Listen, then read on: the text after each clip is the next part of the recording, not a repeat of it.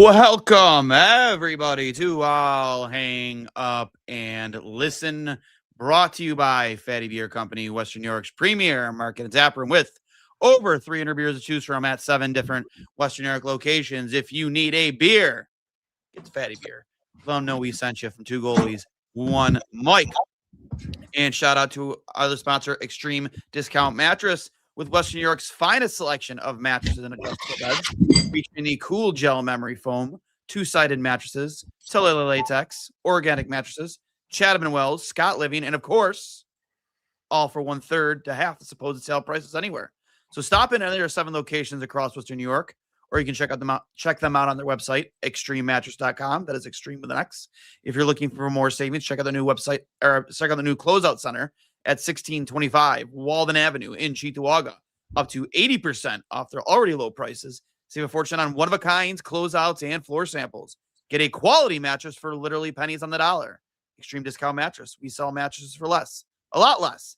And remember, you mentioned you're a fan of two goalies. Well, Mike, you get yourself a free mattress protector with any purchase of a mattress from Extreme Discount Mattress. So make sure you let them know you're a fan of the podcast, and they will take care of you at any of their locations. Hurls, another meaningless game, another meaningless fan appreciation night, another meaningless bobblehead night, but for all the right reasons. And I'm even more so impressed. I think Dallas played most of their lineup tonight. We didn't have Dahlin or Tage in there, and we still took them to a shootout. Yeah, basically everyone aside from Miro Heiskanen, who's injured, played for the Dallas Stars tonight, and including Jake Ottinger, which I was really surprised by. Yes. He's currently starting for me in my fantasy championship. So silver lining to that, he got a win for me, which all but secures it, which is nice. But wasn't necessarily his best night, I would say. I thought the Sabres got a couple by him that he would potentially want back. Hard to say fully in a game like that whether it was his maximum effort. Brian Boucher on the broadcast was talking about how you don't want too much time off heading into the playoffs and you want to keep in that rhythm. So I understand it from that perspective. But Jason Robertson playing, Miro Heiskanen, basically everybody on their team played tonight. And the Sabres, I would say B-plus group, even beyond Dahlin and Tage, Jason Zucker, Matthias Samuelsson. It wasn't their full brigade, but they still put up a really, really good effort. And I think that's a good tone setter going into the playoffs. I know these things might not seem significant, but getting a point out of it, getting up to 109 points for the season, not losing in regulation, a staple of the final 2/3 of the season, in which they only lost in regulation 9 times over the final 53 games, is really, really impressive. So I think finishing off on the right note is good, and you head into whenever the game's going to be. I've seen reports of Saturday. I've seen reports of Sunday. Who knows at this point? I don't think it matters. I think they'll be happy with this effort tonight, and they'll be ready for the playoffs. Yeah, and listen, it was, I have to imagine, fan appreciation night, we all saw the insane amount of fans just even an hour before the game even started, trying to get their Tage bobbleheads. I was able to secure a bobblehead tonight through a friend of mine from work, so shout out to Ed, thank you. It was quite the scene out there pregame. Matthew Beauvais was out there kind of, walking us through it was like a mob scene out there. I have to imagine most of the fans, it didn't matter. The Sabres would have got blown out tonight. I don't think they would have cared very much, or else. No, of course not, especially given the way the final 2/3 of the season ended. I think that Tage bobblehead is super unique. Obviously, there are a lot of bobblehead nights these days throughout professional sports. I know it really, really well out here in LA. Dodger fans line up for 6 hours before games to get Ohtani bobbleheads, Yamamoto bobbleheads. It's actually pretty insane. They are lining up outside Dodger Stadium in miles-long lines. And to see that outside of KeyBank Center tonight was pretty cool. I would put Tage Thompson on a similar level to Shohei Ohtani, of course.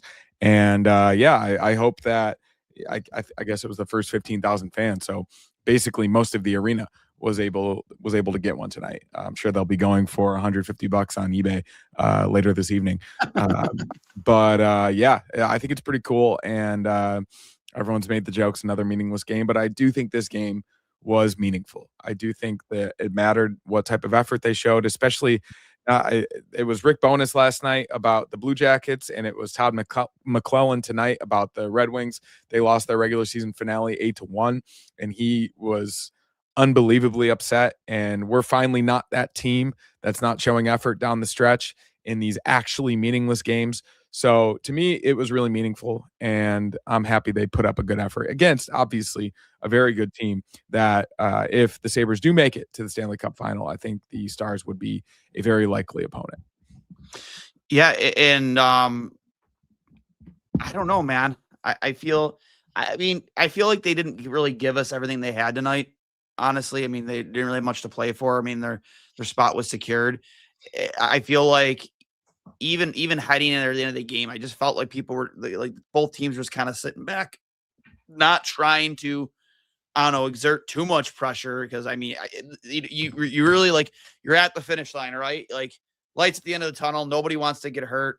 Like, even when things kind of started to get physical out there, I just felt like both teams were kind of backing off a little bit. Yeah, maybe a little bit. And of course, the most important thing for both teams was no injuries and getting hurt, going into the playoffs. And I think they both accomplished that. I was worried when Josh Norris took a stick to the face, and I was worried the entire game watching him, actually. But I get worried if somebody sneezes on Josh Norris. With the little heater he's been on recently, especially shooting the puck. I think that it's good that he was able to stay in that rhythm and have a really nice goal on one of the best goalies in the league, in Jake Ottinger. I think that shows the level that Josh Norris can get to and how important he's going to be as a goal-scoring complement to Tage Thompson in these playoffs. He's going to be vitally important, and that's the reason they made that Dylan Cousins trade, is because his high level, his ceiling is as good as anybody's. And I think he's gotten his game back a little bit recently here. He had a bit of a slump, at least goal scoring wise, for 10 to 12 games, maybe even a little bit more these past two games. I even saw someone the other night say, like, Josh Norris can lift the puck. We haven't seen much of that recently, but these past two goals of these past two games shows what he can do. And I think it's going to be super, super important come game one. What a first comment in the chat. Split saves work better when your nuts hit the ice, but love the kid anyways. Screw the Stars. Yeah, love that first comment. We do have a Rakeen back in with the super chat. Couple clicks to you, dude. You're an all-star. Someone really needs to tell Golden Ellis to stay in your net, but I can't really get that mad because the whole season is arriving. Hashtag fuck Boston. No need to censor yourself on the show, Rakeen. We got you. We'll do it for you. Thank you again for the super chat. Your thoughts on Colton Ellis's game tonight? Yeah, obviously wasn't nearly as good as his game against the Blue Jackets, but I do think it was a bit of a fire wagon river hockey, as we all know so well, type of game. So he would definitely want that 2-on-1 goal to Ritzkowian back. Obviously, you never want to let in a 5-hole goal. A really good shot. Justin Ritzkowian, this was before your time, but friend of the show. He's been on this podcast. Shout out. Really good shot. He looked off the defender, basically didn't look towards the net until the final minute and picked a spot. And of course, you want to get down your butterfly. It's definitely one he wants back. Even in the shootout, he was really aggressive. It's the type of way I play on shootouts. I come out super far and try to make the guy beat me on a deke. And Matt Duchene absolutely beat him. it was an unbelievable move by Matt Duchene. I wouldn't necessarily say embarrassed, but come out that far, yeah, it was a really good move. And also 17 seasons in the NHL, Matt Duchene. That guy has seen a bit in his day, in his time. So yeah, not too unexpected there. But yeah, I thought he played all right. And depending on how healthy Alex Lyon is going to the playoffs, I feel comfortable with Colton Ellis as the backup if need be. But hopefully we get Lyon back in time. Yeah. Actually, shout out to my buddy Casey tonight. He actually won the Lion Kings jersey tonight and got to meet him. So that was pretty cool. Yeah. He shot me a picture of him and the Lion King. from what it looks like somewhere your security office or the entrance. I don't know, but it looks like he won an autographed jersey from Alex Line tonight. So that'd be pretty cool. Beer league hero Casey Walters. So he's gotten a few past me, and we coached together at Depew too. Super Sunday champs. So, your thoughts on Kesselring tonight? We got to see him again, second time in a week, pretty much.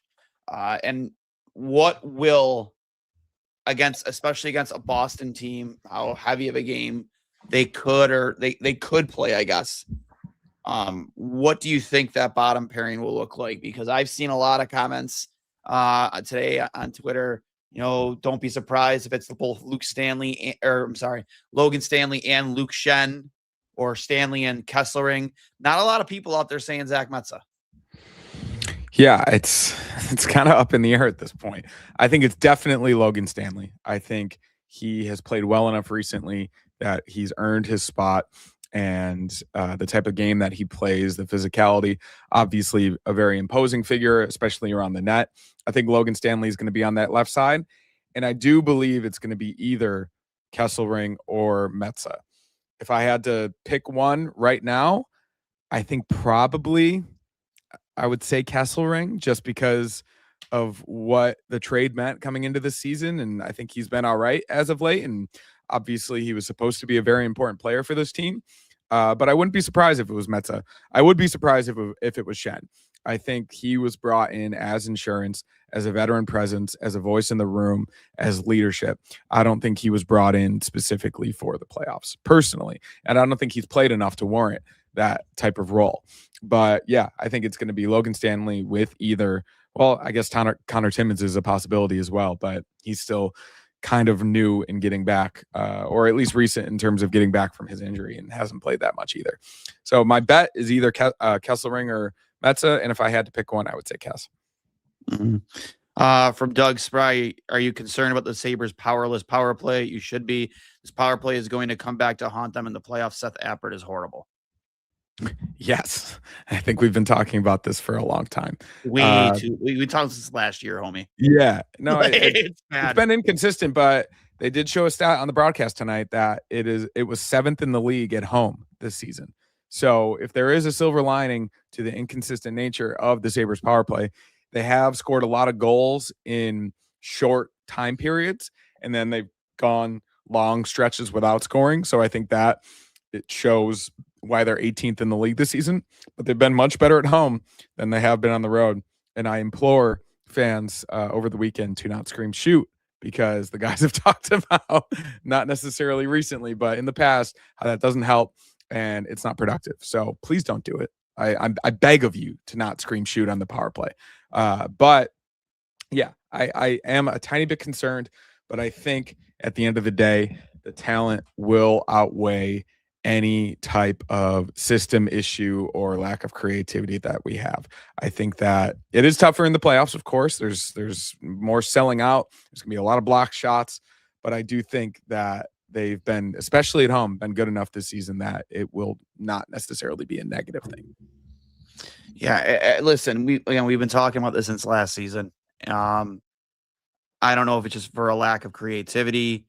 You can go back to when they first got Bowen Byram and just watching Bowen Byram stand there in awe, just kind of surveying the ice, like, why is nobody moving?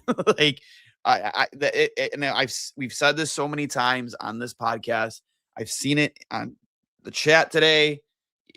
Like, you might only get one power play opportunity in a playoff game, maybe none. Especially if it's a close 1-goal game or a tie game in the third period. Like, it's extremely difficult to get a power play in a tie game or even in the third period of an NHL Stanley Cup playoff game. So that's how crucial special teams becomes. Like, coming in tonight, they were fourth in the league on the PK. I don't remember what it said where they were ranked for the power play, but like, I feel like they're like kind of middle of the pack, but at the same time, it's kind of like they score in like bunches, right? And then they go such long stretches without scoring. It's so frustrating, Hurls. Yeah, it's frustrating, but I think they're aware of it, and they have tried new things in the past few months. Tage has moved around a bunch, as we saw him in the Olympics, below the goal line, at the bumper, not necessarily on the flank as we're used to him ripping 4 one-timers in a row as his bobblehead displays. But yeah, I think there's got to be a little bit more movement, but the talent is there. They've gotten some tips. Jason Zucker's been great at it. I think trying Alex Tuck would be a good idea. I think Quinn's been fine, but I personally would rather have Alex Tuck on the first unit. And I think the negativity has been loud, but it will all come to fruition, and we'll see what happens in the playoffs. I think they need to be a little bit more creative on their zone entries. We've talked about that a lot. Winning faceoffs. Once they get the power play in the offensive zone, winning that first faceoff and getting possession is super important. And you go from there. But taking the eyes away of Jeremy Swayman, whether it's on the power play or at 5-on-5, is going to be critical in this series. For sure. Shout out to Nicholas DePerno, and a couple clicks. Thank you again.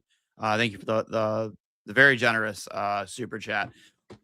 I definitely want to talk about this. Watching the TNT broadcast post game, and not one guy picked Lindy for coach of the year other than Biz, but Biz said he would pick Rick Tocchet if he wasn't in Buffalo. Total disrespect. Not just this. They're continuing this narrative to just disrespect Lindy Ruff, whose team was in dead last, not in the Atlantic, not in the East, in the entire National Hockey League in December. Pretty sure it was the entire NHL. So, I could be wrong. They could have just been just the East. But still, to go from there to finishing the fucking season with 109 points, Hurls. Like, I understand rage bait. I understand, doing things for clicks or just trying to get a fan. But, like, what are we doing here? What are we doing here? And then, secondly, that TNT broadcast is awful. Awful. Like, I'm a guy who likes to multitask during games. I do a lot, whether it's for the podcast, on social media, my own full-time job. So, like, I rely on the play-by-play sometimes when I have to look away to know what's going on because I can't always keep my face on the screen. And they're fucking talking about everything else but the game. I can't deal with it anymore. I dread playoff games being on TNT.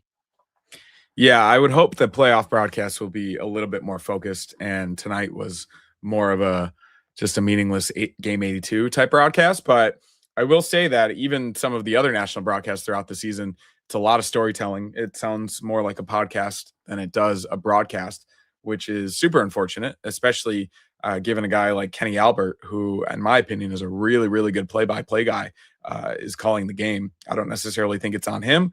I think it's a lot of Eddie Olczyk and Brian Boucher going off on tangents. That was a little weird.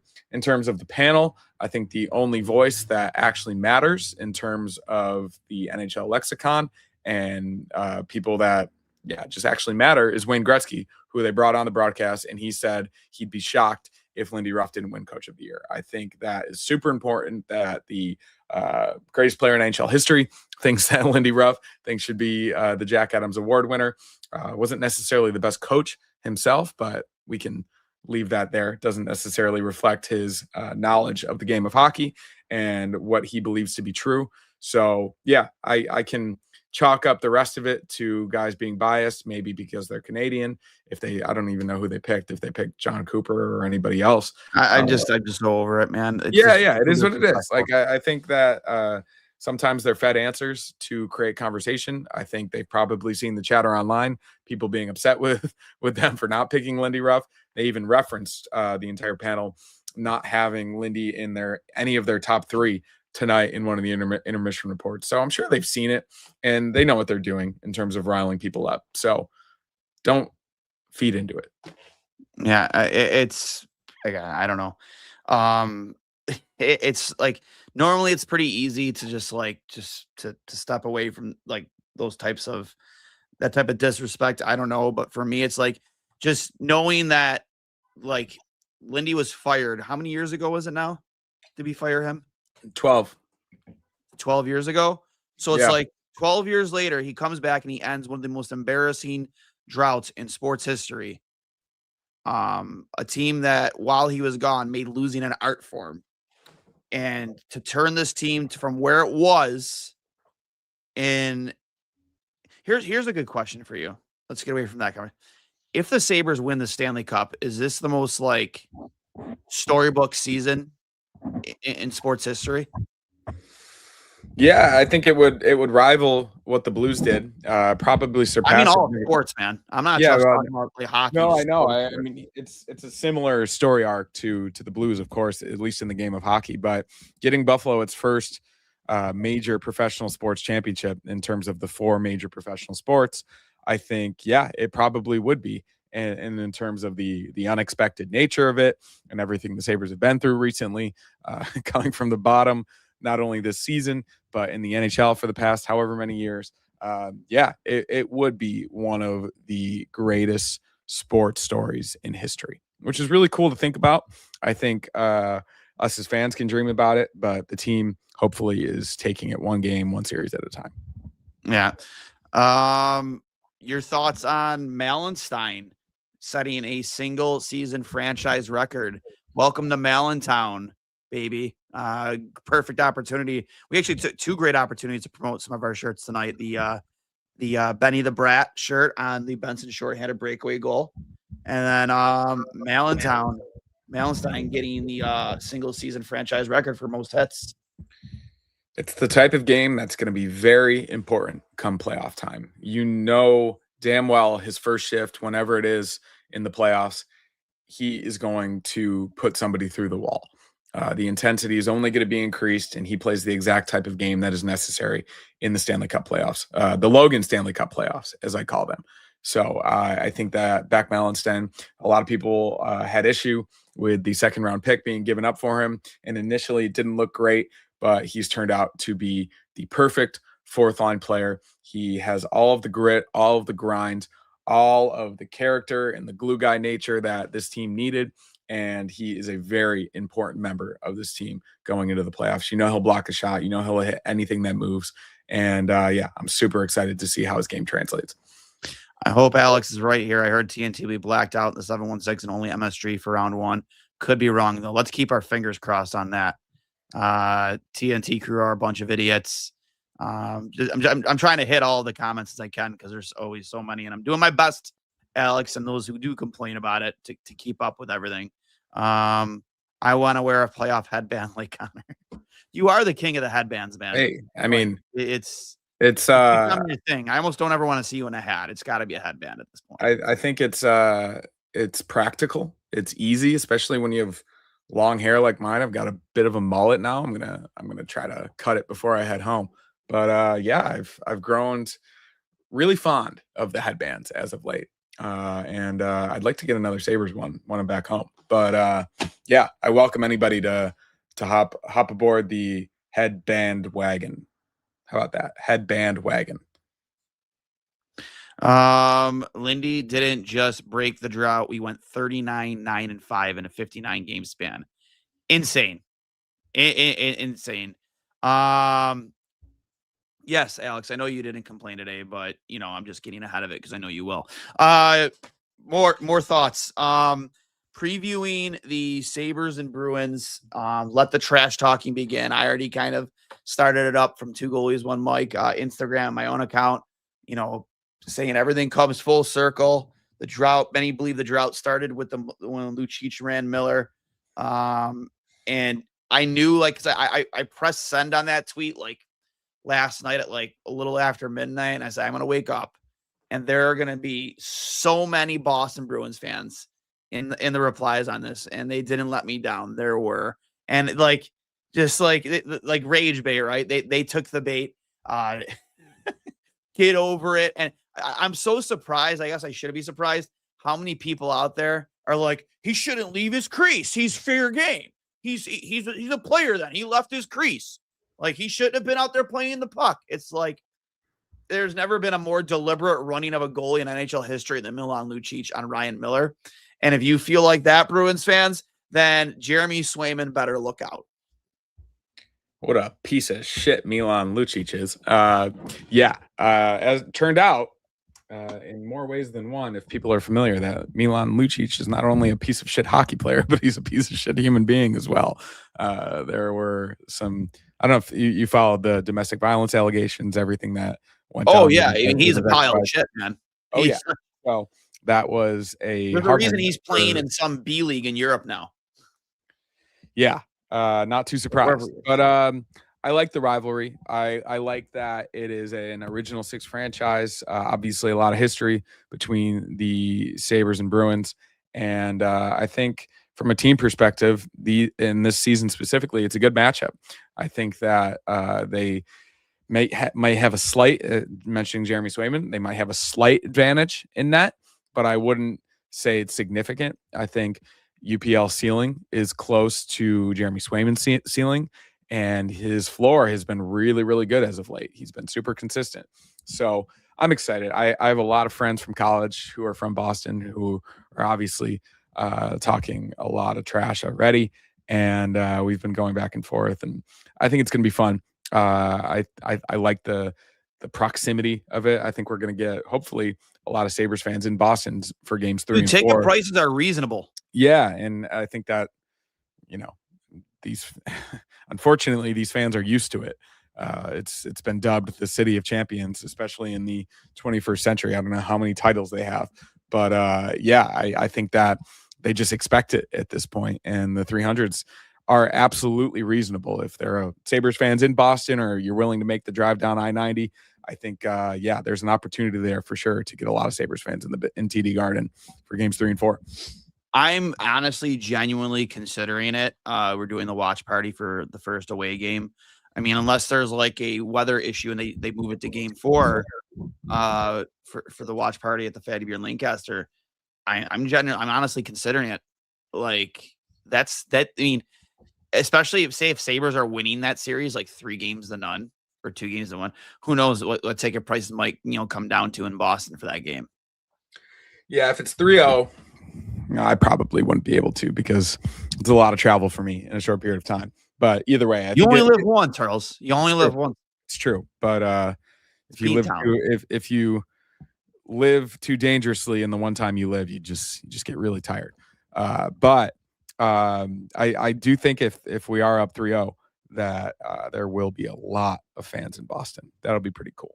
But it's gonna be fun online. It's gonna be fun on the ice, and really looking forward to it. The Sabres just released some type of playoff hype video.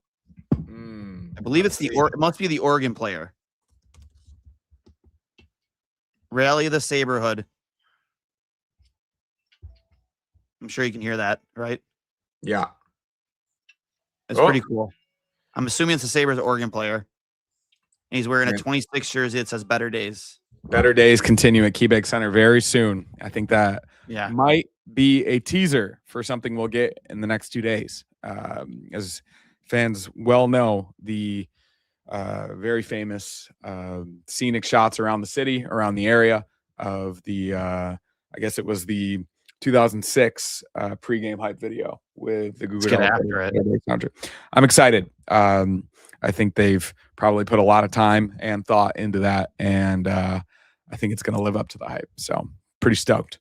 I'm so stoked, man. I mean, again, like I normally, honestly, I go to every fan appreciation game for the better part of over a decade now. Just because it's like the one game where you do feel appreciated. They do a really good job at fan appreciation. I'll even throughout the years of job, they've always done a good job with that. The jersey off your back, like they've always given back to the fans on those specific nights. It was pretty cool. One of my favorite ones was definitely the Craig Anderson night, where the whole team congratulated him essentially in his last game of his career, and that was pretty cool.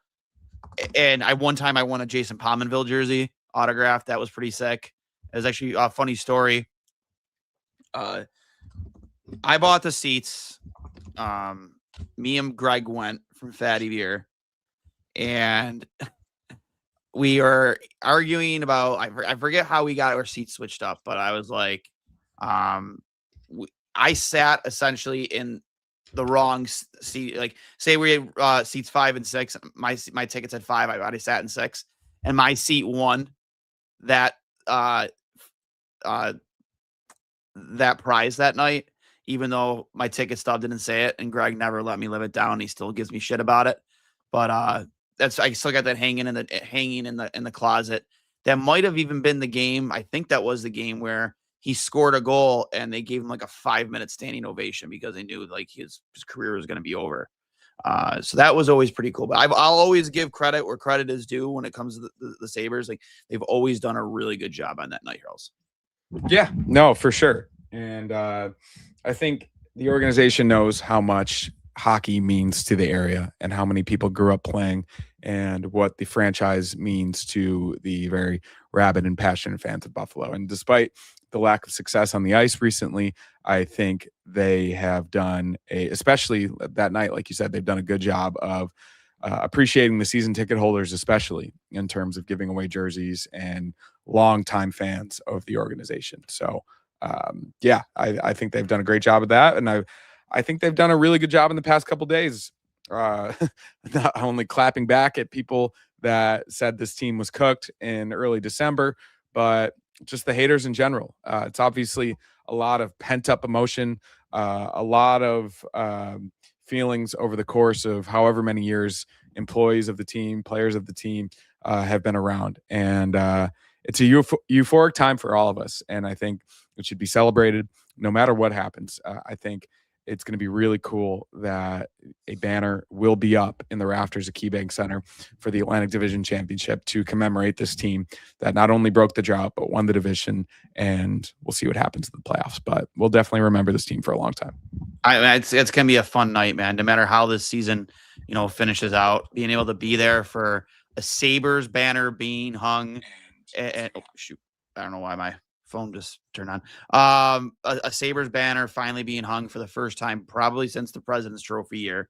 There's some dust been, first non-player number retirement banner, but there are a lot of dust has been, hanging up there next to the President's Trophy banner. So it's about time that an Atlantic Division Championship, hopefully maybe even a couple more banners. Hypothetically, the Sabres win the cup. Do they hang 2 banners? Yeah, for sure. I think banners, right? Yeah, absolutely. And I think they've done it before and they'll do it again. You might have seen this already from Nick Fatty on Twitter. Zack Benson tweet. Yeah, would be. I was going to bring that up. Zack Benson would be the youngest player on Canisius and Niagara. He's played 200 NHL games and has 100 NHL points. Oh, if Mauricio was in the chat right now, he'd be like twitching when you said that. He's got like this love-hate thing with Zack Benson. It's more of a hate thing though. Insane. That is so nuts. And it's so if honestly, like if we were ever to get like a guy like Tage Thompson on the podcast, we've had guys in the past like Owen Power, Devin Levi, Alex Lyon. Like I think the one question I genuinely want to ask him, if he can give us some like behind the scenes quotes or something like that from Zack Benson, because I really need to know what it is he has done or said that compelled Tage to say on a nationally televised or national podcast, he is the dumbest person that I know. I gotta know. Called him a rat on the broadcast tonight after his goal. Did. And I just think that if anybody's been on a team and there have been rookies around or there have been younger guys and older guys that have been there for a bit, I think he's a pretty easy punching bag and a pretty easy guy to chirp, especially given his background as a carny and very, very rural Canada. So I don't think he has too much cosmopolitan life experience, as one would say. He's mostly traveled from carnival to carnival in Canada and played hockey most of his life. Thankfully, now that he's in the NHL, he's gotten the chance to visit some really cool places. But Zack Benson is quite the personality, and I'm just super glad that it was either 12 or 13 or however many teams passed on him in the NHL draft, mostly because of his size. It is still pretty crazy to this day that he fell as far as he did, given the type of prospect that he was and the numbers he put up in the WHL. But just happy he did, and he is ours for a long time. Yeah, I love this comment here from Alex trying to convince us to come to Boston. He'll pay for our tickets if we pick them up on the way. I don't know, man. That's some pretty good incentive. I might go to a game for free, and we'd have a place to stay for free. I have a lot of friends from work in the city of Boston. When was the last time who scored the last Sabres playoff goal? Don't know off the top of my head. Does anybody know that somebody to find out in the chat? I'm sure it'll take you 30 seconds to do so. But has it been 15 years or 14 years since the Sabres playoff goal has been scored?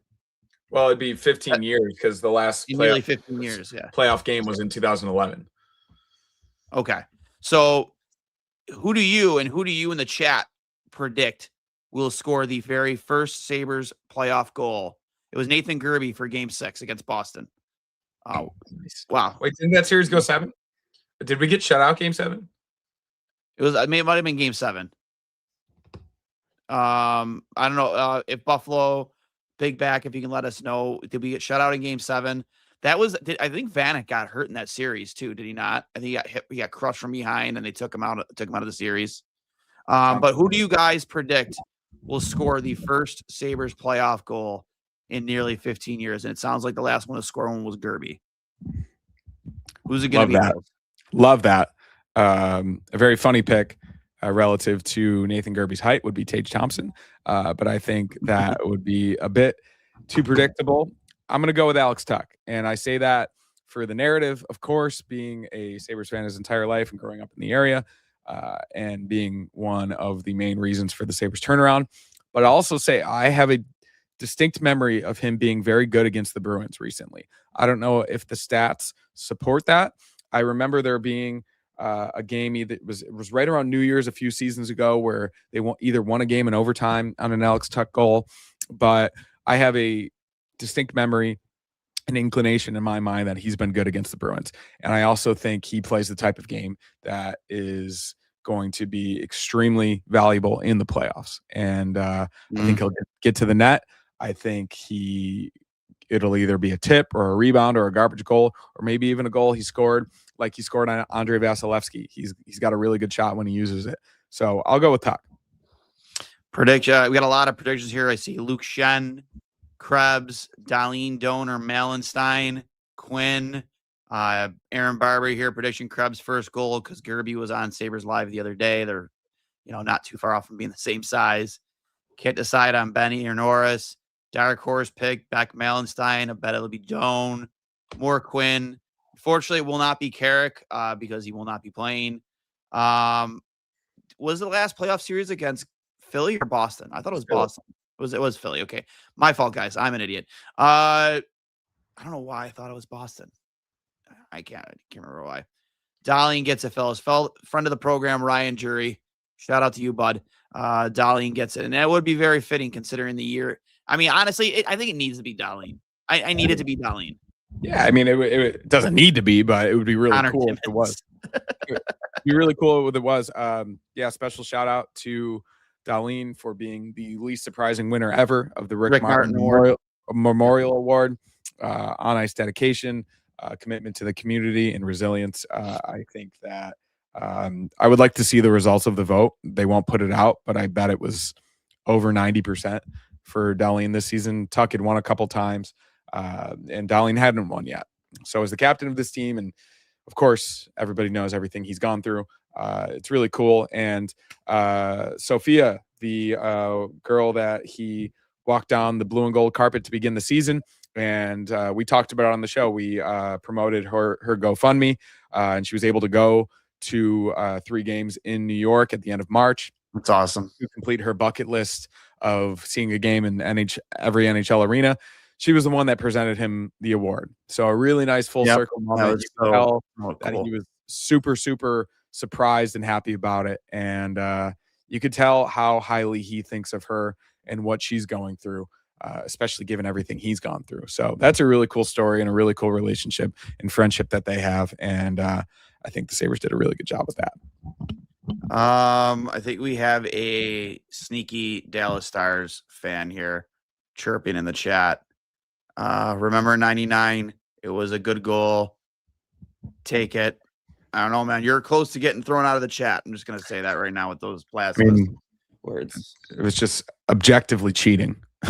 And it's been proven in every single which way that it wasn't part of the rule book. So whatever, man. Remember, Batman tried to say, it was Batman at the time, said that a memo was sent out at the beginning of that season, and apparently everybody forgot about it. nobody remembered it, right? And then I don't know, like they tried to play cover up so bad. I remember Rob Ray told a story too. You know, if you want to put your tinfoil hats on, that when he was a scratch for one of the games in the finals, that he was standing down by the boards, and Gary Bettman walks up next to him a few feet away, and he's staring at the ref, and he's waving the ref over to him on the glass. And he said Rob was too far away to overhear what they were saying, but they were talking back and forth for about like 15, 20 seconds. And then he skated away. And Rob has always been like, conspiracy theories, like, why on earth would the commissioner of the National Hockey League need to come down to the glass to have a full-blown conversation with a referee in a Stanley Cup final game? So, yeah, I don't know. It's a long time ago and not something we have to worry about now. It's true. So, but we'll kick it back to our sponsors real quick. Shout out again to Fatty Beer Company, Western New York's premier American tap room with over 300 beers to choose from at 7 different Western New York locations. If you need a beer, get on over to Fatty Beer. Let them know we sent you from 2 goalies, 1 Mike. Of course, as always, keep your eyes and ears open for more news and information. I'm sure it'll be coming soon. Hopefully, we'll have a better idea of game times and days, after the Vegas game tonight. So we have we know when this watch party will be, but keep your eyes and ears open for more news coming on the Sabres watch party for the first away game, Game 3 at, again, Fatty Beer in Lancaster, shutting down all of Main Street in the Village to have a giant watch party, giant digital screen at one end of the street on top of a stage. You can do a live podcast. There's going to be, like I said, they're expecting at least 500 people to show up to this thing, maybe even like 1,000. If we're expecting the same turnout that we got for Bills games back when the weather was nice. If the weather was anything like it is today, it's going to be beautiful out. So gotta keep your eyes and ears open for that. It'll be street vendors, food trucks. I think we're going to have some of our own merchandise up for sale. So please support that. If you need Sabres playoff merch, every purchase helps support a family in need via, in collaboration with 26 Shirts. So, and again, Extreme Discount Mattress, the Western New York's finest selection of mattresses and adjustable beds. They have 7 different Western New York locations and a new closeout center at 1625 Walden Avenue in Cheektowaga, where they offer even more savings, up to 80% off their already low prices on one-of-a-kinds, closeouts, and floor models. You can find them at their website, extrememattress.com. That is extreme with an X. And if you even need more, and if you need even more, like discounts, free stuff, if you mention that you're a fan of 2 goalies, 1 Mike, when you go to purchase a mattress, they'll give you a free mattress protector. So all of you who listen to this podcast, if you need a new mattress, please get there. Help support the cause, help support one of our sponsors, help support a local business. We're here. We're trying to, we're slinging mattresses here at 2 goalies on Mike. So please make sure if you need one, get on over to any of their 7 locations. Tell them we sent you. Hurls, before we get to your final thoughts, I'm going to bring up, obviously, from inside the locker room with brought to you by Fatty Beer. Rupp says everything now is about preparing for game 1, eating, sleeping, recovery, prepare like it's Saturday. And if it's Sunday, we'll make a small adjustment. Ruff says the consistency level of the team has been excellent, compete level, blocking shots, etc. Malenstein on playoffs says it will be easy to get up for it, saying you can't get too high, but you got to make sure you enjoy the moments. Malenstein on blocking shot mentality. It's something that guys have done all year as part of the team's success. It's been a great year for that. Malenstein says he hopes his experience with the Capitals in the playoffs can help with the team. So that was from inside the locker room, brought to you again by Fatty Beer Company. Also, a couple more clicks. Alex Tuch in his 200th NHL career goal. So good for him. Just making even, I think it was his 33rd of the season. Trying to make a bigger case for himself to get that big bag this offseason. So get on it, Yarmo. Hurls, your final thoughts before we get out of here. Yeah, related to that, I saw it was an insider, maybe Dreger, say that he thinks that of all of the unrestricted free agents, there's not too many, obviously, this upcoming cycle, that he thinks that a lot of them will re-sign, including Alex Tuch. So I think that is something to keep in your back pocket going into the playoffs and into the offseason. I think everybody, including Alex Tuck, probably wants that to happen. So hopefully they can figure that out. But yeah, nice way to end the season.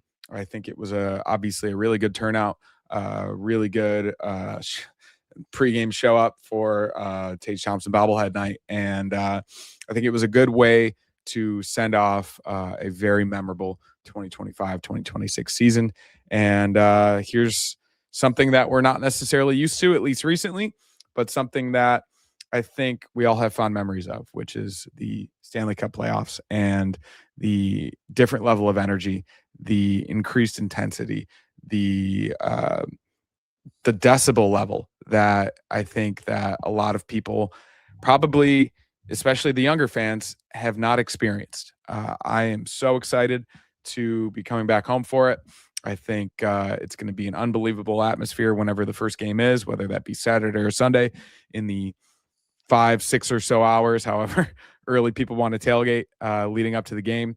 And it's going to be a joyous celebration for everybody to experience together as a city and as a fan base. So super excited. Can't wait. We'll see you guys in Buffalo.